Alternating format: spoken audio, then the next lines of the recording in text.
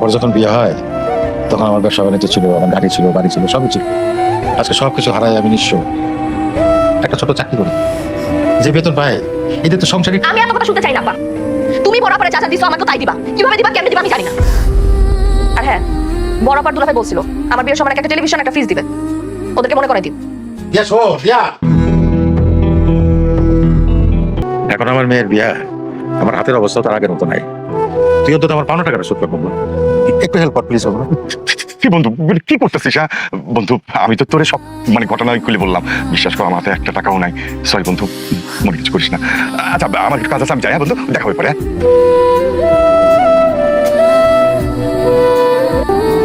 Sir আসসালামু আলাইকুম, আমাকে ডাকছেন?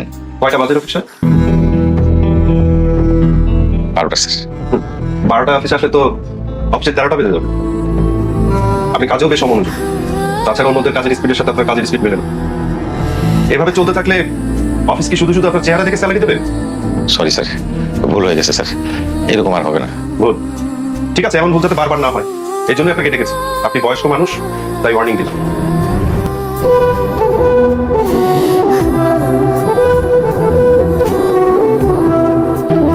আচ্ছা, ওই যে দিয়ার যে বিয়ের ডেট ঠিক করছি, তোর মা কি তোরা জানাইছে? হ্যাঁ বাবা জানিয়েছে। ও আচ্ছা, তোরা তো জানিসই মা আমার এখন কি অবস্থা। তোরা একটু পাশে থাকিস। হ্যাঁ হ্যাঁ বাবা, পাশে তো থাকবোই, তুমি কোনো চিন্তা করো না।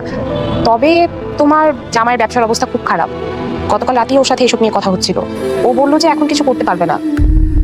আর দিয়াকে তো বিয়েতে টেলিভিশন আর ফ্রিজ দেওয়ার কথা ছিল, এগুলো মনে হয় এখন আর দিতে পারছি না, কিছুদিন পরেই দিয়ে দিব। ও দেখো, সংসারটা তোমার, এই সংসারে কি লাগবে না লাগবে সেটা তুমি ভালো বুঝো। আমি আমার নিজের জন্য তো কিছু চাইছি না। সো তোমার জিনিস তুমি কি আমার কাছ থেকে নেবে না তোমার বাবার কাছ থেকে নেবে, সেটাও তোমার ডিসিশন। সো আমি যেটা বলি সেটা হচ্ছে নিজের জিনিস, আবার বাবাও দিতে চাইছে। সো নিজের জিনিস যত তাড়াতাড়ি সম্ভব নিয়ে নিলেই ভালো। ঠিক আছে। একে তো একটা ভালো জিনিসও তুমি দাওনি, উপরে আবার আশা দিয়ে রেখে দিয়েছো এটা দিব সেটা দিব। অশান্তি যদি না চাইতে তাহলে কেমন করতে পারতে? আজকে আমার মেয়ের অবস্থার জন্য তুমি দায়ী। হ্যাঁ আব্বা, আমি তোমার সব কথা বুঝতে পারছি। কপালটা আসলে আমারই খারাপ। বড়াপু না চাইতে সবকিছু পেয়ে গেছে, আর আমি শ্বশুর বাড়ি যাইতে না যাইতে আমার কথা শুনতে হইতেছে। আমি তো চাও তোমার কাছে কিছু পাইতেছি না। পাইতেছি? আপনার কি অবস্থা আমাকে বলেন তো? জি আলহামদুলিল্লাহ ভালো স্যার। আমি তো দেখতেছি ভালো না, কাজে কোনো মনোযোগই নেই, অফিসে আসেন আর যান।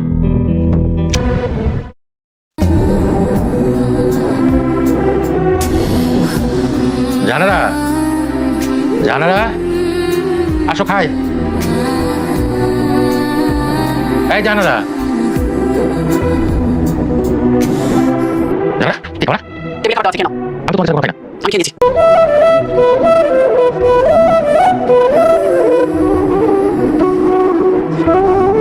আমাদের বছর সংসার তোমার জীবন কাটে।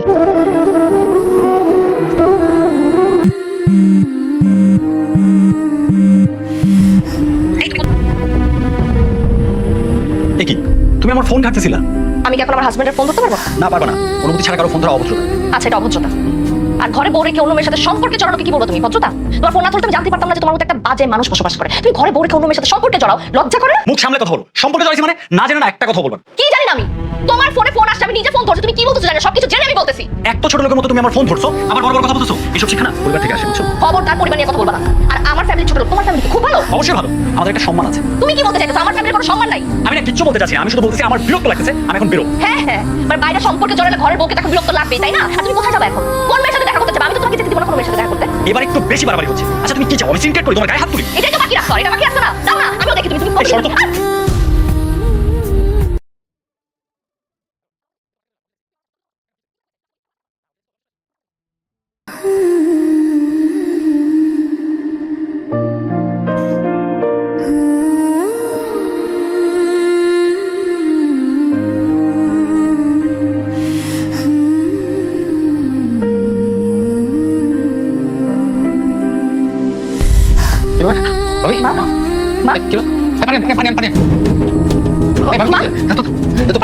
কারণ একবার আমার মামারা আসলে এখন থানা হাজত হবে। তারা সবাই জানে আমার মায়ের মৃত্যুর জন্য আপনি দায়ী। আপনি তার এখন করছেন।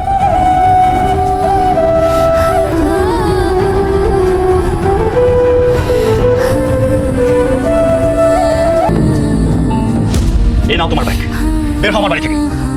আমি তোমার মতো মেয়ের সাথে আর একদিনও সংসার করতে চাই না। তোমার বাবার জন্য আমার মা মারা গেছে। আমি তোমার সাথে সংসার করব না। তুমি এভাবে বলো না। আমি ডিভোর্স লেটার পাঠিয়ে দিচ্ছি। শোনো শোনো প্লিজ আমার কথাটা শোনো। যখন প্লিজ আমার করে শোনো। আসসালামু আলাইকুম বস, আমার ডাকছেন? আপনি কেন অফিসে আসছেন? জি বস। আপনি তো এখন আমার স্টাফ না, আর আপনার সাথে কথা বলে আমার মূল্যবান সময় নষ্ট করতে চাই না। বস আমার কথাটা একটু শুনবেন। আপনার কথা কানে যায় না? আপনার কথা বুঝতে কি সমস্যা হয়? হ্যাঁ, আপনার সাথে কথা বলতে আমার বিরক্ত লাগছে।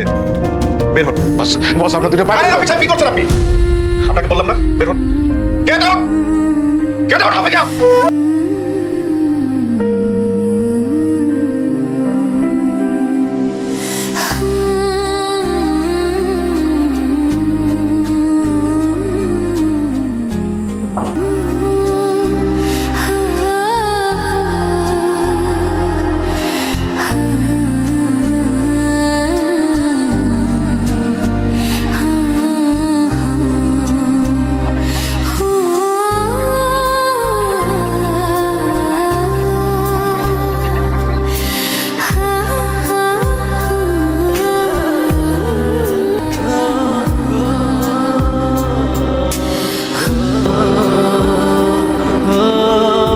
এমা, হ্যালো বাবা, আরে ওই তোর বাসায় আসতেছি, আজকে রাতটা তোর এখানে থাকবো। তুমি তো আসতে চাচ্ছ বাবা, কিন্তু আমি তো বাসায় নাই। ও তোমার জামার সাথে একটু ঢাকার বাইরে আসছি। আচ্ছা।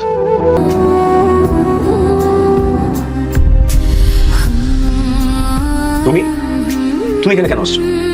আর আমার বাসার ঠিকানা পাইছো কই? তোর বন্ধু হৃদয়ের কাছ থেকে নিছি। কেমন আছিস বাবা? এতদিন পর আমার বাসা এসে জানতে চাও আমি কেমন আছি? খুব বিপদে পড়ে আসছি রে বাবা, সারাদিন কিছুই খাই নাই, শরীরটাও ভালো না। আজকে রাতটা তোর এখানে থাকি। না না, আমার এখানে তুমি থাকতে পারবো না। তুমি এটা খুনি, আমি কোনো খুনির সাথে কথা বলবো। যাও যাও, কিন্তু যাও যাও, বেরো। কি বলিস রে বাবা? আমি তোর জন্মদাতা। কি করছো বাবা? তুমি কি করছোটা কি আমাদের জন্য? যখন যেটা চাইছি সেটা পাই না, সবসময় অভাব নামে একটা নাটক বানায় রাখছো। তুমি এটা অযোগ্য বাবা। যেখানে খুশি সেখানে যাও, আমার বাড়িতে কোনোদিন আসবে না। যাও। ব্যথা সয়ে সয়ে হৃদয়ে গেছে ক্ষয়ে, যন্ত্রণা শুধু সে গেল যে বয়ে। আপনার নাচতে না খুশি?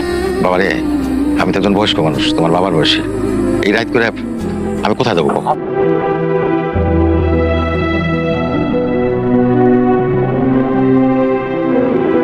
খুনি মুখে আমি আমার নাম শুনতেছি না। তুমি একটা খুনি মা। তাকে আমার সামনে থেকে যাইতে বলে একটা খুনিকে আমি আর দেখতে চাই না। তাকে যাইতে বলে এখান থেকে। যাও, তুমি যাও এখান থেকে।